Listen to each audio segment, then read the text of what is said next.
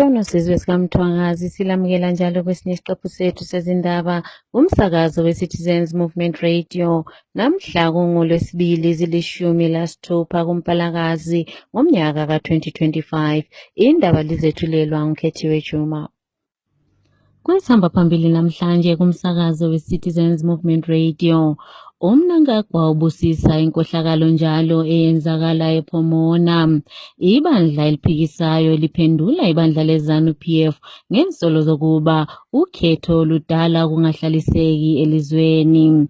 Kusele insuku ezine phambi kokuba kuyiwe okhethweni eNkulumane. Nanzi indaba zethu ngokugcweleyo.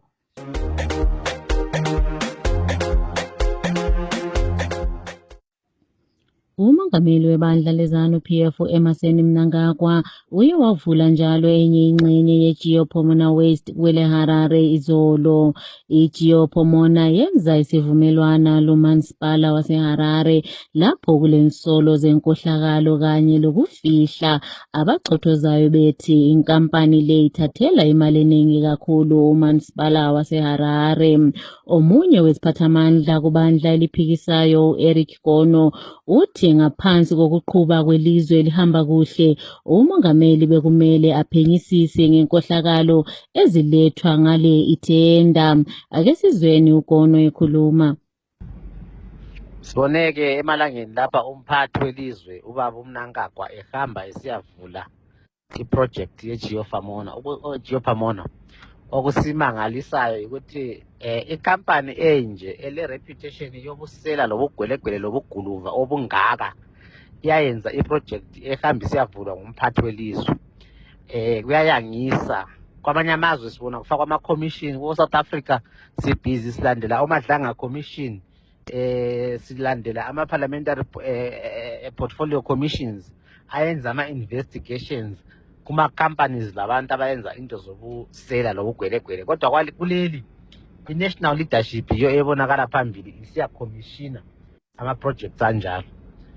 Lokhu kumele kumiswe because abasafayo ngama-ordinary citizens ayiwabhadala i-tax.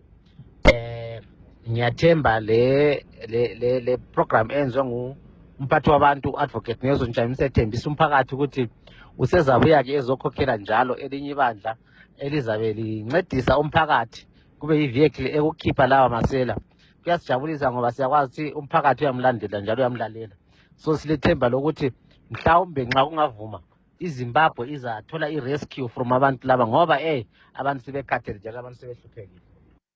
Isiphathamandla sebandla leZANU-PF elilunga lePolitburo kanti njalo engungqongqoshe wezokukhangela ngomthetho uZiyambi uye waxoxisana labasekeli bebandla lakhe emalangeni edlulileyo lapho amemezele ukuba kungezelelwe isikhathi sokuhlala embusweni kwamalunga eDale lePhalamende kanye lomongameli lapho ethi kuza kuletha ukuhlaliseka elizweni. Omunye wesiphathamandla zebandla eliphikisayo Stephen Sarkozy Chuma uye wasola kakhulu uZiyambi kanye lebandla leZANU-PF ngokwenza izicelo ezinjengalezi ezikhangelela phansi inkululeko lamalungelo abantu kanti njalo kusephula lesisekelo sombuso. Kusobala ukuba ibandla leZANU-PF liyesaba ukuya okhethweni. Ake sizwe okuningi kuvela kuChuma.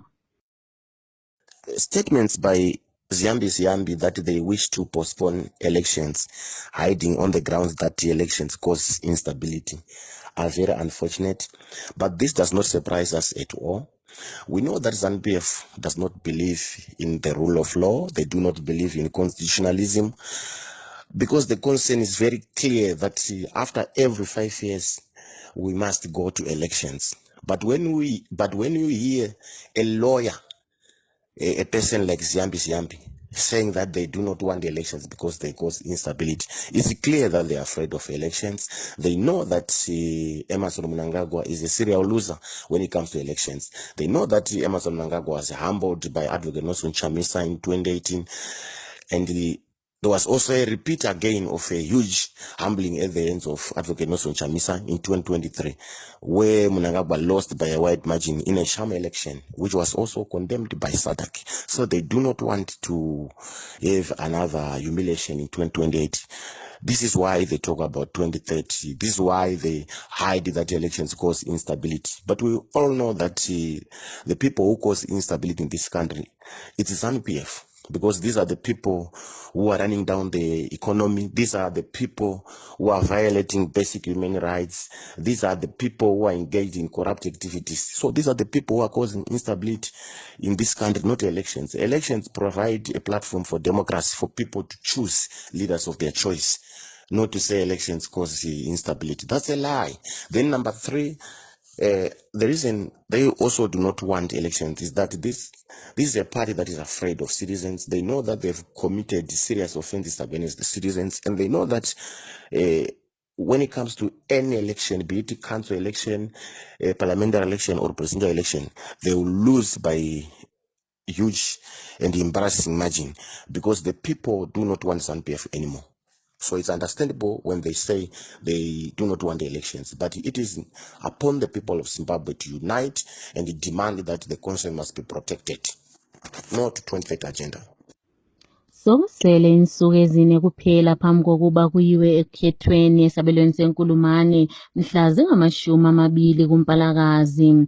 Abantu abayisishiyagalolunye bakhangelele ukuba bancintise ukuthatha lesi sihlalo esatshiwa ngulowo wayekhona umhlonitshwa uDesire Moyo lapho abhubhela engozini enyangeni ezimbili ezedlulileyo. Siye saxoxisana lomunye walabo abakhankasayo uRodney Tshele ukuze asinike imininingwana ngokuba umkhankaso wakhe uhamba njani kuze kufike lesi sikhathi. Ake simzweni ekhuluma.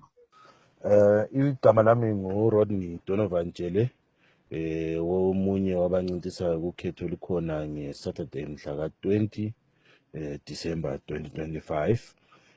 Lokho siqhubeka ngohlelo lwethu elokukhampena, uhlelo lwethu lokuhamba sicela amavote ebantwini benkulumane, kubahlali benkulumane, kuma-voters enkulumane.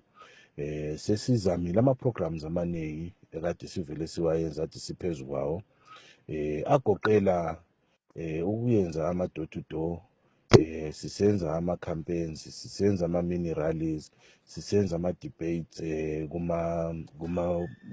ku-hall, sisenza njalo futhi ama-meetings lama-squares ethu esilawo enkulumane ongama-mini meetings. So yilo hlela kade sizama ukuthi siliqhube ukuzama ukuthi sicele abantu benkulumane besivotele mhla ka-20. Iprogramu nje sesisele ukuthi siyenzeke nje i-road show lapho siyahamba sikhankasa, sizama ukuthi sibone ukuthi abantu bayaphuma ngelanga langomgqibelo ukuthi bephume behambe ukuyavota and besivotele njenge-candidate, one of the candidates, an independent candidate eyabizimele yodwa ekhethweni oluzayo, ukhetho lwenkulumane. Ngiyabonga.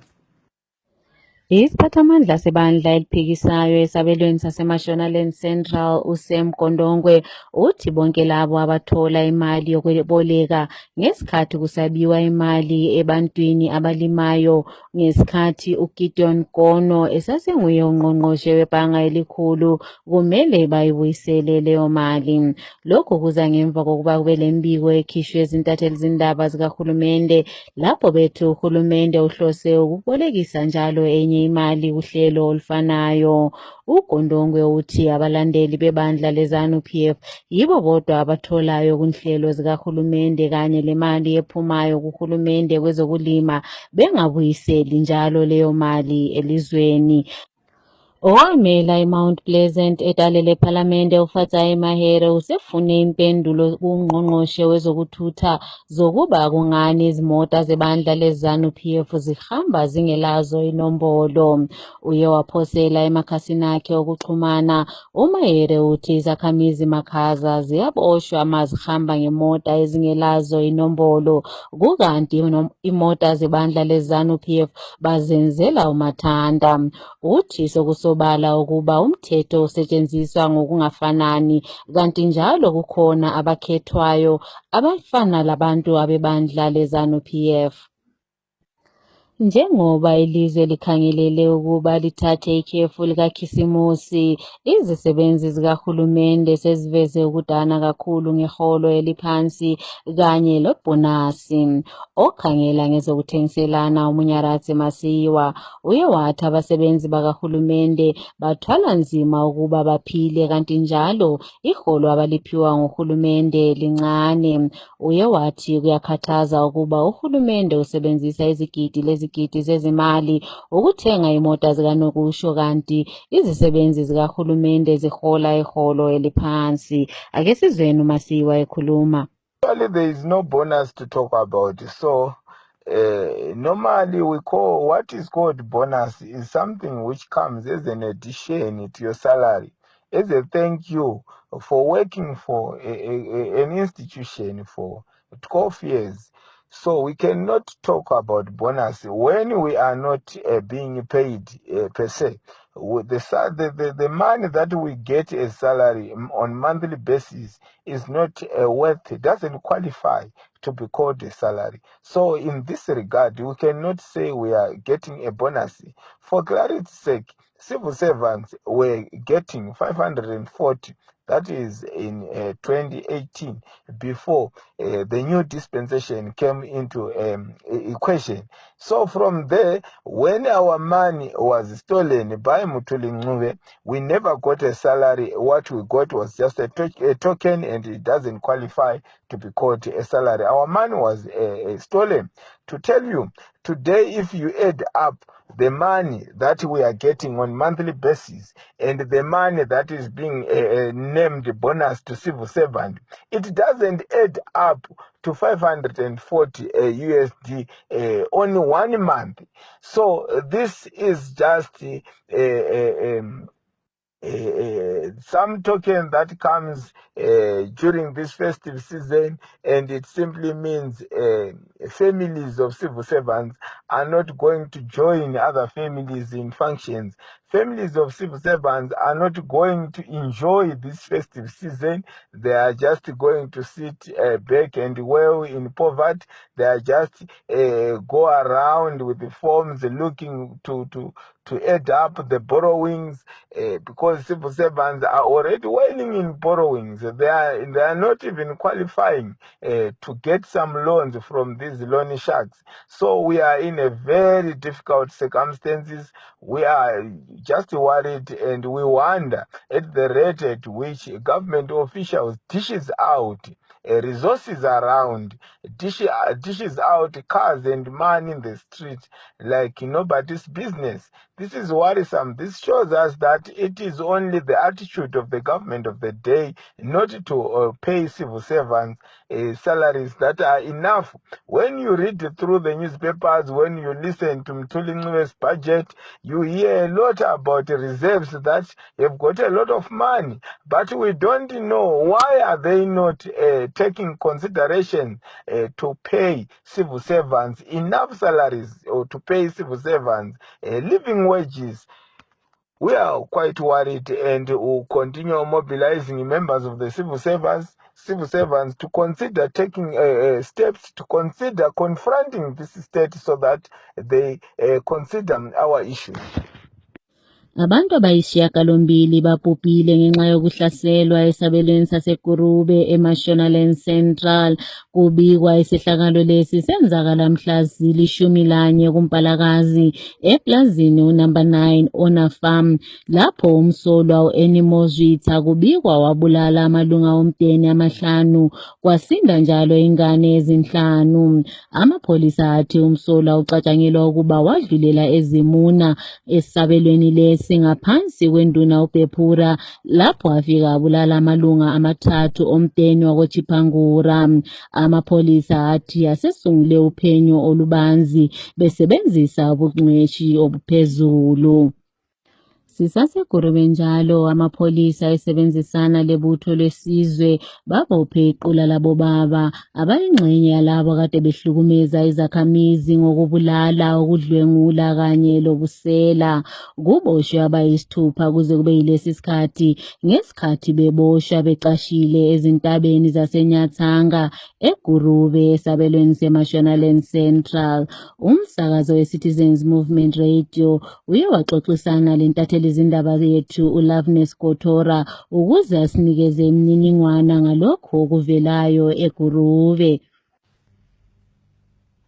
For the past month, well, let's say since November, there have been some killings in Gurube, which started in a village called Mpinyuri village, where they got into a house and stabbed a 5-year-old child 5 times while they locked the mother in her bedroom so that she could not come and help her child.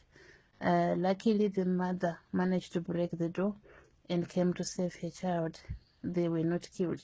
But from there, those people, they were just moving around, raping vulnerable women in the rivers, bus stops, anyway, getting inside the houses, raping and killing. So yesterday, they killed a family of 7. They killed 5 people in a family of 7 and left out 2 children. Those children were in another room. That's how they were left out.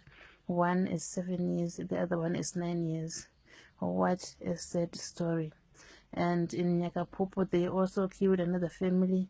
A lot of people have been killed and raped. So they were suspecting the people from the mines, those miners who were once called the Shurugwis. We know that the Shurugwis were once being found in Kwekwe, Kadoma, Karoi, and Shinoi. But now those Shurugwis were suspected to be the ones who were doing the killings and the rapings in Gurube. So after this killing for yesterday, that family, the police and the army sent out a search party to look for those criminals. So as they were searching, they found 6 of them hiding in a mountain. That mountain is called Nyatsanga Mountain. 6 of them were hiding in that mountain. This is the most beautiful thing that the police and the army has done in Zimbabwe, especially in Gurube. Finding a way of helping the citizens in such a difficult moment.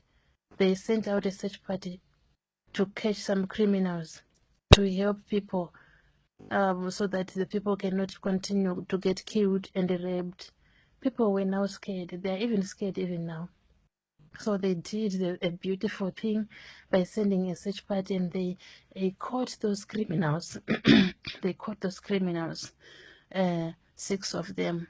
We just hope that there are no more criminals. If there are more criminals who are left out, we hope that they are going to be caught as well, so that Gurube will be free, Zimbabwe will be free from such kind of criminals. We can't be living in fear just because there are people who can come and kill, especially the whole family. How can a whole family die and being closed down just like that? This is such a big thing, a very bad and big thing, an issue which needed to be solved.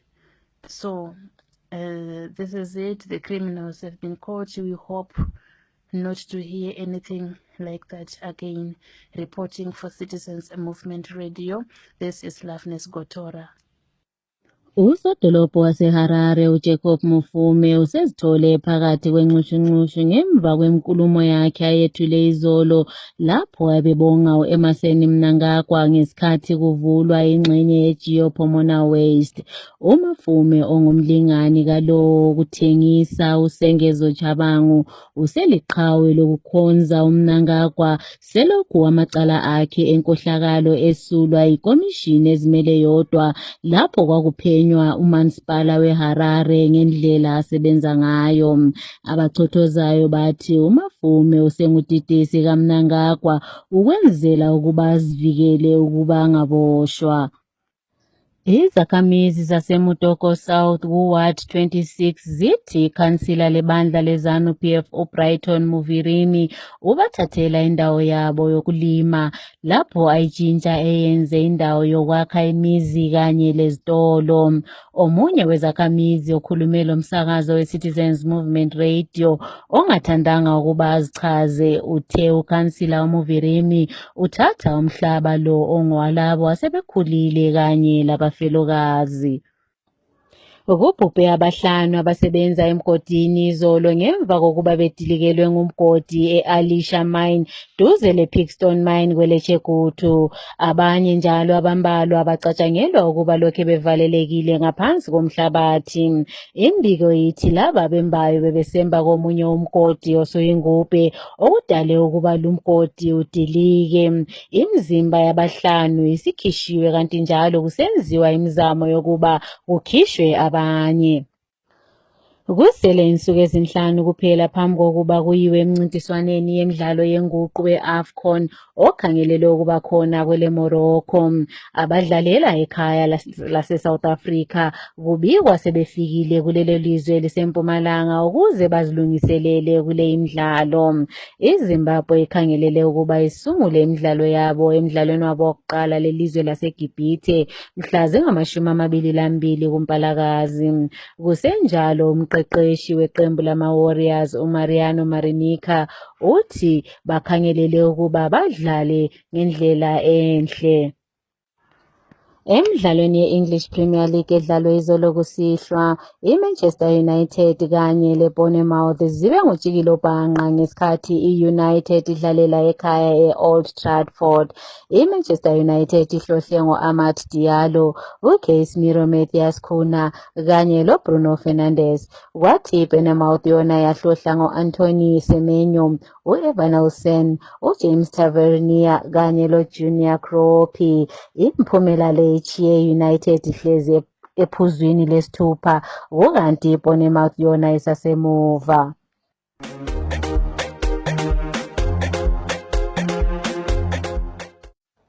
Ukuziphetha lezi ndaba kumsakazo weCitizens Movement Radio nanze bethamba phambili. uMnangagwa ubusisa njalo inkohlakalo eyenziwa eGeoPomona. Ibandla eliphikisayo liphendula ibandla leZANU-PF ngensolo zokuthi ukhetho ludala ukungahlaliseki elizweni. Kusele insuku ezine kuphela phambi kokuba kuyiwe ekhethweni kwelenkulumane. Siziphetha lapha lezi ndaba.